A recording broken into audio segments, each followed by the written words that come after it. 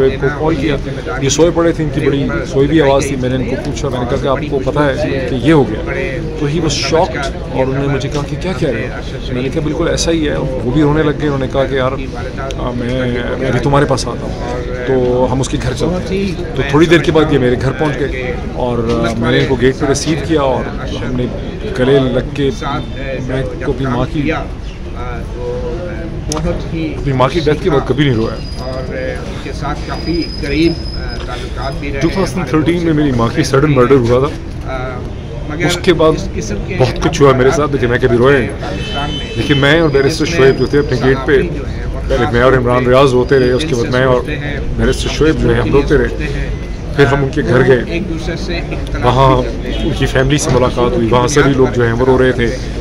उनकी बच्ची को देखने का मौका मिला, उनके और घर वालों को देखने का मौका मिला।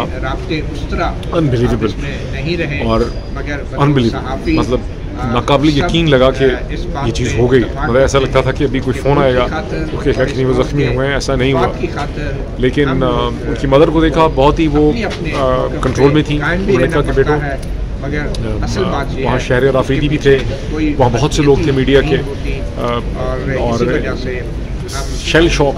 और उनकी वालदा जो थी वो मसलसली कह रही थी कि मैंने तो उसको इसलिए जाने दिया था कि मैं समझती थी कि उसकी ज़िंदगी महफूज होगी, उसको यहाँ ख़तरा था। कोई गालिबन अफगान ग्रुप जो था वो थ्रेटन कर रहा था, तो उस वक्त कोई इस तरह की खबर थी।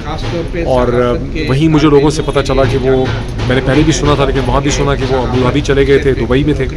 वहाँ दुबई की गवर्नमेंट ने, पहले वो वहाँ ठहरे हुए थे, उनको कहा कि पाकिस्तान गवर्नमेंट शायद आपको डिपोर्ट करना चाहती है, लेकिन हम आपको डिपोर्ट नहीं करेंगे, आप फौरी तौर पे 24 से 48 घंटे में दुबई छोड़ दें।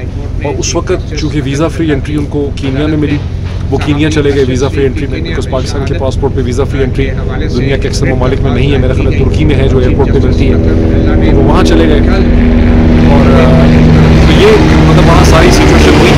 अपने बैरिस्टर शोएब ने मुझे कहा कि हमें कम अज़ कम इस्लामाबाद हाई कोर्ट में चल के एक पिटिशन डालनी चाहिए कि इसके क्या वजूहात हैं कि अरशद शरीफ जैसा शख्स जो है उसे पाकिस्तान छोड़ना पड़ा। इसमें क्या हकीकत है कि दुबई की हुकूमत को, अबू धाबी की हुकूमत को, हुकूमत पाकिस्तान ने रिपोर्ट करने के लिए कहा, क्या वजूहात है?